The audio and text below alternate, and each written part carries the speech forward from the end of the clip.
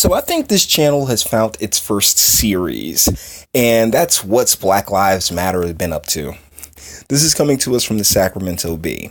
Citing patterns of abuse, Black Lives Matter Sacramento oust founder Tanya Faison. Oh yeah, she totally looks like someone, like I don't know why she's reminding me of Monique and Precious for some strange reason. Let's get into this article. A shakeup in the leadership of the local chapter of Black Lives Matter unfolded Wednesday morning on social media, with dozens of former members signing on to a letter to oust founder Tanya Faison from the organization. In a letter posted to the chapter's Facebook and Twitter pages, we current, former, and inactive members of Black Lives Matter Sacramento publicly denounced Tanya Faison's leadership of the chapter. The letter cited patterns of abuse. The letter was deleted from the official Black Lives Sacramento social media accounts about 30 minutes after it was posted, but continued to circulate on other social media accounts. 29 current and former members signed the letter, including co-founder Sonia Lewis. I don't intend to resign or step down. I'm still going to do the work, Faison said. It's unclear whether the group can actually force Faison out of the organization, as the group has no bylaws. Wow. Okay, like how long have you guys been operating and you don't have bylaws? This is weird. The group has asked Faison to step down or she will be removed from the group by Friday, Lewis said. The letter said Faison's actions had negatively impacted the chapter and that removing her from leadership was the only way to move forward. Tanya has refused to accept any responsibility for her actions or behavior. Well, that sounds oddly familiar. Instead, she has chosen to criticize and vilify people expressing concerns or dissent and to lay blame upon individuals who left the chapter over her irresponsible and authoritarian leadership, the letter said. Yeah, I mean, does this seem like the type of person that is going to be like, oh yeah, let's sit down with some milk and cookies and take your opinion into account? I mean, I'm not trying to just judge based off of looks, but the group is now down to three remaining official members, Lewis said. Oh man, that's it, from 29 to 3. We've been told by lots of people they would rejoin this group and do this work if she were not a part of the equation, Lewis said. I have not been abusive, Faison said. I'm pretty sure she doesn't think that way. I have hurt people's feelings and I am aware of that and I am working on making that better. But it's definitely not grounds for me to not be in the chapter. I'm the founder and I do all the work. If Faison agrees to do counseling, she could be allowed back in the organization after 1 year, Lewis said. Recently, the group's members invited former members to a healing space to talk about why they left the group. There, the former members revealed a whole host of toxic behaviors from Faison, Lewis said. But at least like this time, the term toxic is being, placed upon a lady. There's not no toxic masculinity be crap. Among the accusations, Lewis said, Faison held media events and protests on behalf of black men killed by police, telling the group the victims' families wanted those events, when it turned out they did not.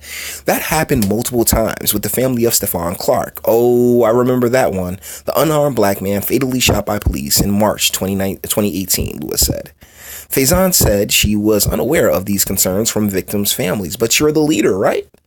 I mean, if you're the leader and you're putting together, you're organizing these protests, and, good on you for organizing the protests. Personally, I don't think protests really matter. I think you have to go at your elected officials and demand changes from them. But, protests, I mean, they're cute. But how do you not have that coordination with the victims' families? That's just insanity. They've always been very happy with what we've done for them, Faison said. I've built relationships with many of the mothers, so how do you only have 3 members left in your group? And I assume Miss Lewis is one of them, and she's calling for your ouster. So, I mean, are the other 2 the mothers of which you speak? It's very interesting. There are also questions about how Faison has spent the organization's funds, Lewis said. Faison says she has never mismanaged funds. When I make purchases, I send them receipts, Faison said. Black Lives Matter Sacramento accepts donations from the public, but the group does not have records of how Faison spent those donations or how much has come in, Lewis said. The group is working to find out, she said. Okay, so you don't have a treasurer? You don't have like bookkeeping. You don't have an accountant. You don't have bylaws. I mean, this really feels like it was just slapdashed and put together. The group recently started receiving a 2-year grant for $100,000 from the California Endowment to fund the salary of the Black Liberation Director. The position that Faison, Black Liberation Director, what? I mean, if you're an organization, shouldn't it be the executive director? Wait, but they don't have bylaws. They don't have an accountant. They don't have a treasurer. So Black Liberation Director, that's the title you gave yourself? Oh my goodness. The position that Faison currently holds, according to Ben Hudson Jr., the executive director of the Sacramento-based Gender Health Center. Okay. So an actual organization is, holding you guys down, and you guys got an endowment for $100,000. And apparently, because check this out, the nonprofit is BLM Sacramento's fiscal sponsor, meaning the grant money flows through it until BLM Sacramento achieves nonprofit status, Hudson said. How long has this organization been around? I mean, at least March of 2018. So you've been around for well over a year, and you don't have your nonprofit status in your organization or even bylaws set. I mean, like this is really, really interesting. Your Black Liberation Director, $100,000. That's that. Like, so you took all the money that you got from this endowment and just paid yourself. You know what? I get it, because hey, if you can do it, I never knock anybody for the hustle. You know, I mean, get your scratch.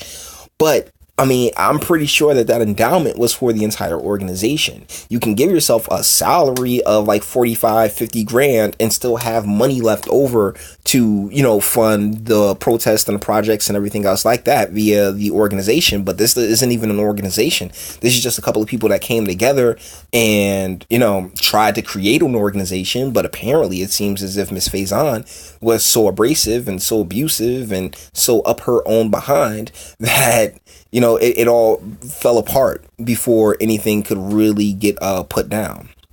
BLM Sacramento's board of directors has the authority to name a new Black Liberation Director, Hudson said. Oh my goodness. Lewis said the board plans to take that vote next week and also determine if they can use some of the $100,000 for services other than a salary. That shit, okay, so you have a board of directors. How? Okay. So where's the bylaws? Where's the accountant? Where's the treasury? Where's the sergeant at arms? Where are all these other things that normal nonprofits and organizations have in place? It's very interesting. I've said that a lot this video. While great things have transpired under her leadership, it is not her alone that has made those things happen, Lewis said. She will always be the founder, and no one can negate the work she's done. Faison has been the public face of the organization since 2015, appearing in national news broadcasts on CNN and other publications. She has led numerous protests, most notably after the police shooting death of Stephon Clark. Faison also orchestrated protests outside the Sacramento County District Attorney's office 3 times a week for nearly a year. Now, like I said, I don't think protests are very effective, but I can appreciate the symbolism it provides for some people. So, that is work. That is good work. Is that $100,000 worth of work? I'm not sure. I can't call it. But, she was making sure she got paid. The group plans to hold community meetings in the hopes of restoring community trust and recruiting more members, and then announce new leadership by the end of the summer, Lewis said. So I think that's the end of the article. But really, this is why I never trusted Black Lives Matter. I mean, and this was before I knew about Darren Seals. This was before I knew about the LGBTQ plus agenda, which they've been pushing through very hard. Like, if you notice, hold on, let's go back into this article for a little bit. Because because there's an organization that's propping up this organization, and that's that Gender Place. Where is it at? Yeah, the Sacramento-based Gender Health Center. Yeah, that's the organization that's propping up Black Lives Matter. I mean, that's how they ended up with that $100,000, because, you know, even though it does have a board, it's so disorganized and so chaotic that, you know, they had to have somebody else come through and, you know, grant them those funds. And I don't, what was this, Mr. Ben Hudson Jr.? I don't think that, you know, this is malicious by any stretch of the imagination. I really do believe that they have their heart in the right place, but this is insanity, and this actually does nothing for Black lives, which is why I've always felt like, okay, we can sit here, organize, and we can protest, and we can march. And I'm someone who was at the Million Man March, the original one back in 1990, either 4 or 5, not that one that they did in like 2010 or something like that with Snoop Dogg. No. I was at the original Million Man March. I came home, and guess what? Things didn't get better. Things got worse. And it was after that when I was like, you know what, protesting and marching, nah, man, I'm not interested in being just another face in a crowd. I would much rather go to my legislators and find out exactly why these policies that actually create the environment in which, you know, too many Black lives find themselves in, and how do we change those? That's always been more effective to me. That's like, and you can ask Senator Rice, you can ask Mayor Voss, you can ask really like the entire Irvington Municipal Council, because I'm from Irvington, New Jersey. So that's why I'm telling you guys that. But the deal is that that's where I go to. I don't go to just scream in the middle of a street, because yeah, it's like a rocking chair. It gives you something to do, but you're not getting anywhere. I'm more interested in pressing the people who make these decisions, the people who supposedly represent us. And that's something that I have a problem with when it comes to all of these nonprofits and organizations, is that they want to sit there, focus on their little problem, but it completely negates and ignores the bigger factors taking place. I don't like shooting around, you know, I don't want to hit a couple of TIE fighters. For Star Wars reference, I don't want to hit a couple of TIE fighters. I want to blow up this Death Star, you know? I don't want to sit here and say, oh my goodness, I don't want to give a homeless person a blanket. I want to make sure that that homeless person has means and access to a way in which not to be homeless. You know, I want to help make sure that they're okay, that they have the ability and the means to actually take care of themselves, and give them the choice in whether or not to do it. Because, hey, as someone who spent time with the homeless and homeless shelters, I'm going to tell you that, you know, a lot of those people are just peachy keen where they are. But I believe that the resources and the ability to, you know, take care of yourself should be available to each and every person.